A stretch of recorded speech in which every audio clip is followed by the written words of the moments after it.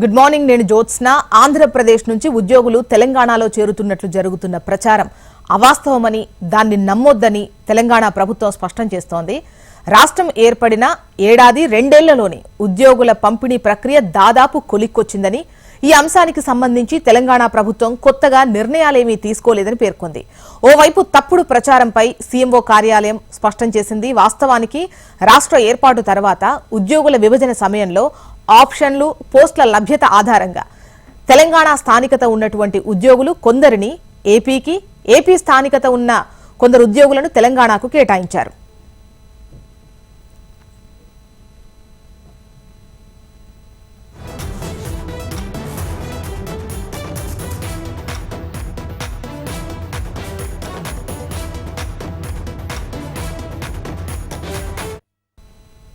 అయితే వైద్య అవసరాలు కావచ్చు, భార్యాభర్తలు ఉద్యోగాల్లో ఉండటం కావచ్చు, పిల్లల చదువులు తదితర కారణాలతో కొందరు ఇబ్బందులు పడ్డారు. ఏపీకి వెళ్లేందుకు తమకు అవకాశం ఇవ్వాలని తెలంగాణకు కేటాయించిన 1369 మంది కోరగా వారి వివరాలు సేకరించిన ప్రభుత్వం తమకెటువంటి అభ్యంతరం లేదని 2021 సెప్టెంబర్లో సర్క్యులర్ జారీ చేసింది. ఇదే తరహాలో అటు ఏపీ సర్కార్ కూడా అక్కడి నుంచి తెలంగాణకు వచ్చేందుకు సిద్ధపడ్డ 1808 మంది వివరాలు సేకరించింది. 2022 సెప్టెంబర్ 23న అప్పటి AP CS Sameer Sharma, Telangana CS గా ఉన్న సోమేష్ కుమార్ కు ఇదే విషయంపై లేఖ రాశారు. ఉద్యోగుల పరస్పర బదిలీకి తగిన నిర్ణయం తీసుకోవాలని కోరారు.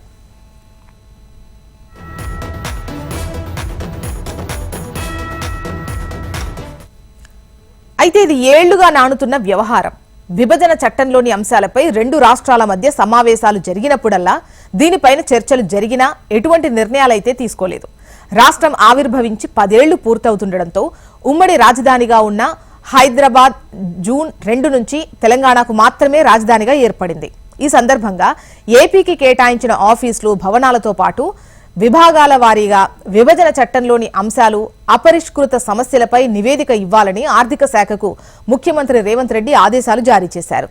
ఈ క్రమంలో ప్రభుత్వం పరస్పర ఉద్యోగుల మార్పిడిపైన సమాచారం సేకరించింది. దీంతో ఏపీలో ఉన్న ఉద్యోగులు తెలంగాణకు రావడానికి ఏర్పాట్లు పూర్తయ్యాయి అనే ప్రచారం తెర మీదకొచ్చింది.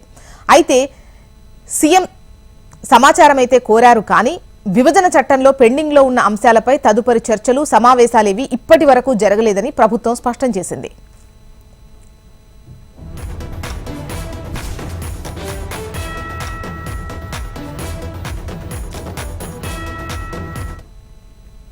ఆంధ్రప్రదేశ్ నుంచి ఉద్యోగులు తెలంగాణలో చేరుతున్నట్లు జరుగుతున్న ప్రచారం అవాస్తవమని, దాన్ని నమ్మొద్దని తెలంగాణ ప్రభుత్వం స్పష్టం చేస్తోంది. రాష్ట్రం ఏర్పడ్డ ఏడాది రెండేళ్లలోనే ఉద్యోగుల పంపిణీ ప్రక్రియ దాదాపుగా కొలిక్కొచ్చింది అని చెప్పేసి అంటున్నారు. దీనికి సంబంధించి వివరాలు మనకు ప్రవీణ్ అందిస్తారు.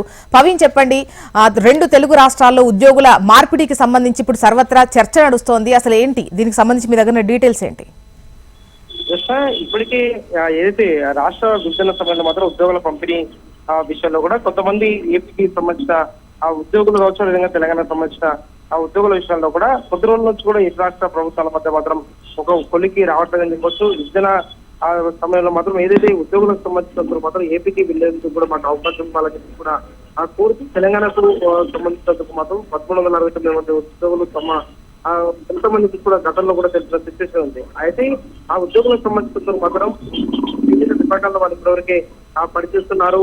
శాశ్వతంగా ఏపీకి వెళ్లేందుకు కూడా సమర్థిస్తూ కూడా తమకు ఏపీకి పంపాలని చెప్పి కూడా అభ్యర్థులను కూడా అందించిన సిచ్యువేషన్ కనిపిస్తుంది. 2021 సెప్టెంబర్ లో ఆ తెలంగాణ ప్రభుత్వం ఆ ఉద్యోగులకు సంబంధించిన వివరాలు కూడా సేకరించిన తర్వాత దానికి సంబంధించిన ఒక సర్క్యులర్ కూడా జారీ చేసిన తర్వాత మాత్రం 1808 మంది ఉద్యోగులకు ఆ తెలంగాణకి రావడానికి ఇప్పటివరకే అప్లికేషన్స్ కూడా పెట్టుకున్నారు. ఈ అప్లికేషన్ల నేపథ్యంలో మాత్రం ఆ తెలంగాణకి రావడానికి మాత్రం ఎలాంటి అభ్యంతరం లేదని చెప్పేసి కూడా గతం నుంచి కూడా తెలుస్తున్న ఆ నేపథ్యంలో మాత్రం ఇప్పటికైతే తెలంగాణకు సంబంధించిన మాత్రం ఉద్యోగులు ఆ తెలంగాణకు వస్తున్నట్లు కూడా జరుగుతున్న ప్రచారంలో మాత్రం ఇక్కడ కూడా ఆ వాస్తవం లేదని చెప్పేసి కూడా ఇప్పటివరకు ప్రభుత్వం చెప్తుంది. దీనికి సంబంధించినందుకు ఉద్యోగ సంఘాల నేతలు కూడా ఎవరు కూడా నమ్మొద్దని చెప్పేసి కూడా ప్రభుత్వం వాళ్ళకి ఆ సూచనలు కూడా చేస్తున్న సిచ్యువేషన్ కనిపిస్తుంది. అయితే ఉద్యోగుల ఆ బదిలీలకు సంబంధించినందుకు వ్యవహారం మాత్రం దాదాపు 8 ఏళ్ళు కూడా ఇప్పటివరకే నాలుతుంది. కాబట్టి తెలంగాణ నూతన ప్రభుత్వం మాత్రం ఇంకా ఉద్యోగులకు సంబంధించిన ఎలాంటి నిర్ణయం అయితే తీసుకోలేదని చెప్పొచ్చు. వచ్చే రోజుల్లో మాత్రం ఏదైతే విభజన సంబంధించినందుకు మాత్రం విభజన చట్టంలో ఇచ్చిన